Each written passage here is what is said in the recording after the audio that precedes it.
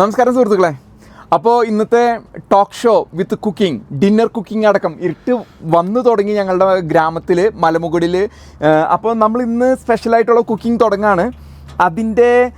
അതിനോടൊപ്പം തന്നെയാണ് നമ്മുടെ ന്യൂസും നമ്മൾ വായിക്കുന്നത്.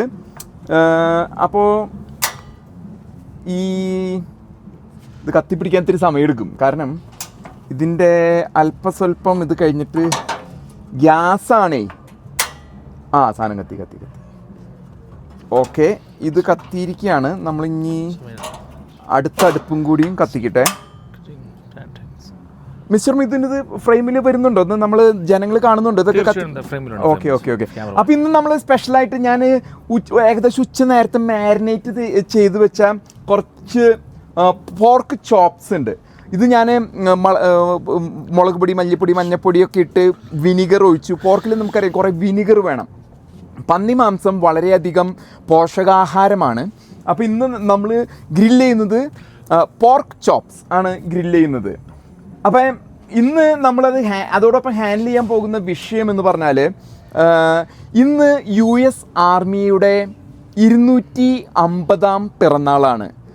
ഞാൻ അമേരിക്കയിൽ വന്നതിന് ശേഷം കുറച്ച് നാൾ US ആർമിയിലെ ഒരു സോൾജറായിട്ട് സേവനമനുഷ്ഠിച്ച ഒരു കാലഘട്ടം ഉണ്ടായിരുന്നു. എനിക്കൊരു ഏർലി റിട്ടയർമെൻറ്റ് കിട്ടിയിരുന്നു. അപ്പോൾ അതുമായിട്ട് ബന്ധപ്പെട്ടിട്ട് എനിക്ക് തോന്നുന്നു നമ്മുടെ മിഥുൻ നമ്മളോടൊപ്പം ചേരൂ. അതുമായിട്ട് ബന്ധപ്പെട്ട വാർത്തയാണ് ഇന്ന്. ഈ പോർക്ക് ചോപ്സ് നന്നായിട്ട് മാരിനേറ്റ് ആയിട്ടുണ്ട് അല്ലേ?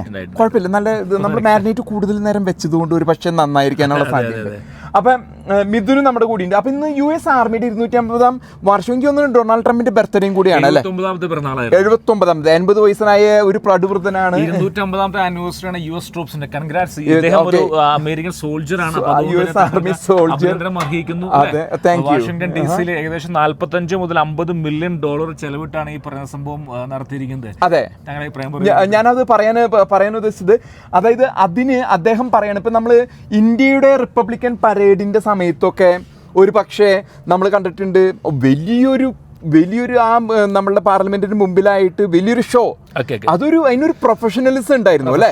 പക്ഷേ ഇന്ന് ഇദ്ദേഹം അമേരിക്കയിൽ അതൊരു കൾച്ചറല്ല. കാരണം അമേരിക്ക വ്യക്തമായിട്ടുള്ള ഒരു വ്യക്തിക്ക് ഇവിടെ ഒരു സ്ഥാനമില്ല.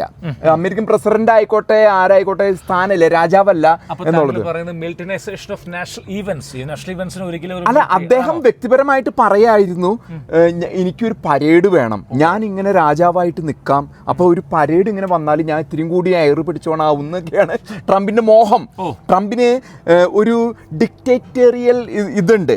കഴിഞ്ഞ തവണ അതിനെ പൊളിച്ചടക്കി കൊടുക്കുന്നത് ജനുവരി 6 ക്യാപിറ്റൽ ബിൽഡിങ്ങിൽ അദ്ദേഹം തോറ്റു കഴിഞ്ഞിട്ട്, ഇലക്ഷന് 2020 തോറ്റു കഴിഞ്ഞിട്ട് അദ്ദേഹത്തിന്റെ ഉപരാഷ്ട്രപതി, വൈസ് പ്രസിഡന്റ് പോലും ഇദ്ദേഹത്തോട് ചേരാണ്ട് മൈക്ക് പെൻസ് ഇവിടെ അന്ന് ക്യാപിറ്റൽ ബിൽഡിങ്ങിലുണ്ട്.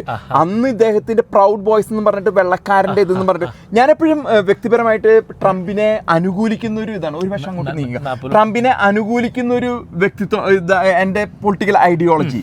എന്നാൽ ഇത്തരത്തിലുള്ള പ്രവണതകൾ ഇത്തവണ പൊട്ടൻ കഞ്ചാവ് അടിച്ച് കിടക്കണ മസ്കിനെയും കൂടിയും കൂടെ കൂട്ടിയിട്ടാണ് ഇദ്ദേഹത്തിന്റെ ഒരു വെള്ളക്കാരൻ മാത്രം മതി എന്നുള്ള അഹങ്കാരം. അപ്പോൾ ഇദ്ദേഹം ഇന്ന് കാണേണ്ട ഒരു കാഴ്ച ഇതിനെ, അവിടെ പരേഡ് നടക്കുമ്പോ ഞാൻ ആ യൂണിഫോം ഇട്ടതാണ്. മാർച്ചിങ് പഠിപ്പിച്ചിട്ടുണ്ട്, എങ്ങനെയാണ് ലെഫ്റ്റ് റൈറ്റ് നമ്മൾ കൊച്ചറിയുമ്പോൾ പഠിച്ചിട്ടുണ്ടല്ലേ എങ്ങനെയും മാർച്ച് ചെയ്യുക. അതല്ലെങ്കിൽ ഞാനിപ്പോൾ നേരത്തെ സൂചിപ്പിച്ച പോലെ ഇന്ത്യൻ പരേഡ് അവിടെ ജനുവരി 26 റിപ്പബ്ലിക് ഡേ നടക്കുമ്പോ അതിനൊരു കാണാൻ നമുക്കൊരു ഷോ ഉണ്ട്. ഒരു ഫുൾ പാക്കായിട്ട് ഒരു ബറ്റാലിയൻ നടന്നു പോകുന്നു. ഇത് വെറുതെ ചന്തയ്ക്ക് പോണോണം നടന്നു പോവാണ് ഇങ്ങനെ വെറുതെ US ആർമിയുടെ യൂണിഫോം ഇട്ടിട്ട്. അല്ല, അതേതോ ജനറൽമാർ, ഇയാളുടെ ഇത് ജനറൽ ആയിരിക്കുമ്പോ പ്രസിഡന്റ് കമാൻഡർ ഇൻ ചീഫിന്റെ താഴെ ആയിരിക്കുമല്ലോ. ഇപ്പൊ ഏതോ ജനറൽമാർ കുറച്ച് ഈ പൊട്ടന് പ്രായം കൂട്ടിയിട്ട് ചിന്നന്റെ അസുഖം 80 വയസ്സാകുമ്പോ ചിന്നന്റെ അസുഖം 79-80 ആവുമ്പോ ചിന്നന്റെ അസുഖം വരുന്നു പറയും. പ്രായം കൂടിയന്റെ ഒരു ചിന്നന്റെ അസുഖം തന്നെയല്ല. അപ്പൊ ഈ ചിന്നന്റെ അസുഖം ആണോ ഇദ്ദേഹത്തിന്? കാരണം എനിക്കൊരു മിലിറ്ററി ഇയാള് ചൈനീസ് പ്രസിഡന്റ് സി ജിൻപിന്നോ, ഇതും ഇത്തിരി സോസ് ഒഴിക്കണം കേട്ടോ, അത് നമുക്ക് ഒഴിക്കാം. സി ജിൻപിന്നോ അല്ലെങ്കിൽ പുടിൻ അങ്ങനെയുള്ള, അല്ലെങ്കിൽ സൗദി രാജാവോ എന്നല്ല ഇയാള്, ജനാധിപത്യ രാജ്യത്തിന്റെ ഏറ്റവും ലോകം ഭരിക്കുന്നു എന്ന് പറയുന്ന ഡൊണാൾഡ് ട്രംപ്. ഇദ്ദേഹം മസ്കിന്റെ കൂടെ കൂടി മസ്ക് പടിയായി. അതാണ് സ്ഥിതി. അപ്പൊ നമ്മൾ കാണേണ്ടത് ഇയാളുടെ മോഹം, കാരണം ഇയാൾക്കൊരു മോഹമുള്ളത് ഈ ഭരണത്തെ അട്ടിമറിക്കുക, ജനാധിപത്യത്തെ അട്ടിമറിക്കാനുള്ള മോഹം പോലും ഉണ്ട്. പിന്നെ വേറൊരു കാര്യം കൂടി ഇയാൾ പറയുന്നത് വെള്ളക്കാരും അറബികളും മതി. അത് കഴിഞ്ഞ് ആദ്യമായിട്ട് ഇയാൾ സൗദി അറേബ്യ, ഖത്തർ അവിടുന്ന് ഒരു 400 രൂപയുടെ ജങ്ക് ഒരു പാട്ട പ്ലെയിൻ അങ്ങോട്ട് കൊടുത്തു എന്ന് പറഞ്ഞപ്പോ അതിന്റെ പിന്നാലെ പോയി. ഇപ്പൊ ഫ്രീ ആയിട്ട് അത് വാങ്ങാൻ പാടില്ല. ഞാൻ ചോദിക്കട്ടെ അറബ് രാജ്യത്ത് പോയി കഴിഞ്ഞാല് അതിന്റെ അർത്ഥം എന്താ? അറബികൾ മാത്രം മതി എന്നാണോ? യൂറോപ്പ് അവിടെ പോയിന്റ് മെയിൻ ഉദ്ദേശം എന്തായിരുന്നു? ഗോൾ എന്തായിരുന്നു അവിടെ പോയി? ഇൻവെസ്റ്റ്മെന്റ്സ്, അമേരിക്കയുടെ ഡെവലപ്മെന്റ്, എക്കോണമി ഒക്കെയാണ് ഇയാൾ ബിസിനസ് കിട്ടിയോ ഇല്ലയോ? കിട്ടി എന്നുള്ളത് ഒരു വാസ്തവം. പക്ഷെ അത് ജനാധിപത്യ രാജ്യമല്ല. കാശ് കൊണ്ട് മാത്രമാണെങ്കിൽ ഒരു പ്ലെയിൻ കിട്ടിയെന്നും പറഞ്ഞിട്ട് അയാൾ അവിടെ പോയി കിടക്കേണ്ട ആവശ്യമൊന്നുമില്ല. അയാൾക്ക് ജനാധിപത്യം ഇന്ത്യ ഉണ്ട്, യൂറോപ്യൻ യൂണിയൻ ഉണ്ട്, ഓസ്ട്രേലിയ ഉണ്ട്, കാനഡയിൽ പോകാം, ഇഷ്ടംപോലെ രാജ്യങ്ങൾ വേറെ ഉണ്ട്. ജനാധിപത്യത്തിൽ ഇയാളുടെ മോഹങ്ങൾ, അതായത് എനിക്ക് ഒരു പട്ടാളത്തിന്റെ ഇത് വേണം. അമേരിക്കയുടെ സിസ്റ്റം അല്ല അത്. അമേരിക്കയിലെ തുല്യതയാണ് പ്രസിഡന്റ് എന്ന് പറഞ്ഞാൽ. വിഷയം മാറിപ്പോയി. താങ്കൾ ഞാൻ ഒറ്റ ചോദ്യം ചോദിച്ചുള്ളൂ. അപ്പൊ താങ്കൾ പറഞ്ഞു ഇന്ത്യയിൽ പോകാം, ഓസ്ട്രേലിയയിൽ പോകാം, കാനഡയിൽ പോകാം, പക്ഷെ അവിടെ പോകാൻ പാടില്ല. അപ്പൊ അങ്ങനെയാണെങ്കിൽ ഞാൻ ചോദിക്കട്ടെ, ഇവിടെ ആരും അറബ് രാജ്യദേശം ആരും പോകാൻ പാടില്ല? അറബ് രാജ്യത്ത് പോണോണ്ട് കുഴപ്പമൊന്നുമില്ല. ഞാൻ പറഞ്ഞത് കാരണം അമേരിക്കൻ എലൈ ആണ് എന്നും അമേരിക്കയുടെ ഒപ്പം തന്നെയല്ല. അവിടെ ശാന്തമായ പ്രകൃതമാണ്. ഇപ്പൊ നമ്മൾ ഇറാൻ കാണിക്കുന്ന പോലെയുള്ള ഒരു പ്രകൃതം ഒന്നല്ല. താങ്കൾ സംസാരിക്കും. ഞാൻ വിക്ടർമാരുടെ അഭിപ്രായം എന്ന് പറയുന്നത് ഈ പറയുന്ന നമ്മുടെ ഡൊണാൾഡ് ട്രംപിന്റെ അറബ് ദേശത്തേക്കുള്ള യാത്ര എന്ന് പറഞ്ഞാൽ അദ്ദേഹത്തിന്റെ പ്രസിഡന്റായ ശേഷം അദ്ദേഹത്തിന്റെ ഏറ്റവും ആദ്യത്തെ യാത്രയായിരുന്നു, ഇന്റർനാഷണൽ ട്രിപ്പ് അല്ലേ? അദ്ദേഹം മാർപ്പാപ്പയുടെ ഈ പറയുന്ന ശവസംസ്കാര ചടങ്ങിന് പോയിരുന്നു. അതായിരുന്നു ആദ്യത്തെ. അത് അവിചാരിതമായിട്ട് സൗദി അദ്ദേഹം കൊണ്ടുവന്നിരിക്കുന്ന കോടിക്കണക്കിന് രൂപയുടെ ഞാൻ അംഗീകരിക്കുന്നു. പിന്നെ എന്താ തന്നെ കുഴപ്പമില്ല. ഞാൻ പറയുന്നത് അവിടെ പോയിട്ട് എന്തൊക്കെയോ അയാൾക്ക് ഈ പറയണ അറബി രാജാക്കന്മാരോടുള്ള വിധേയത്വോ അങ്ങനെയല്ല വേണ്ടത്. കാരണം പലപ്പോഴും ഈ അത്തരത്തിലുള്ള പ്രവണതകൾ ഒരു ജനാധിപത്യ സംസ്കാരത്തിന് ചേർന്നതല്ല എന്നാണ് എനിക്ക് പറയാനുള്ളത്.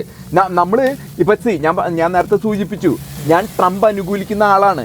പക്ഷെ ഇത്തരത്തിലുള്ള പ്രവണതകള്, അതായത് അല്പന അർത്ഥം ഉണ്ടായിട്ട് അർദ്ധരാത്രി കൊട പിടിക്കുന്ന ഒരു തരത്തിലുള്ള, തന്നെയല്ല ഇയാൾ ഈ ചിന്നന്റെ അസുഖം പോലെയുള്ളവണ്ണം പറഞ്ഞുകൊണ്ട് നടക്കുക. അത് കഴിഞ്ഞ് അത് തുറന്നിരുന്നോട്ടെ, അല്ലെങ്കിൽ കരിയും. കുറച്ചേരം തുറന്നിരിക്കട്ടെ. തീ പിടിക്കുന്നില്ല, അതിന്റെ ഒരു പ്രശ്നം ഞാൻ കാണുന്നുണ്ട്. തുറന്നു വെച്ച് തീ പിടിക്കുന്നില്ല സാർ. തീ പിടിക്കുന്നത് അത് നേരത്തെ നമ്മൾ തീ കൂട്ടിയിട്ടത് കൊണ്ടാണ് അങ്ങനെ സംഭവിച്ചത്.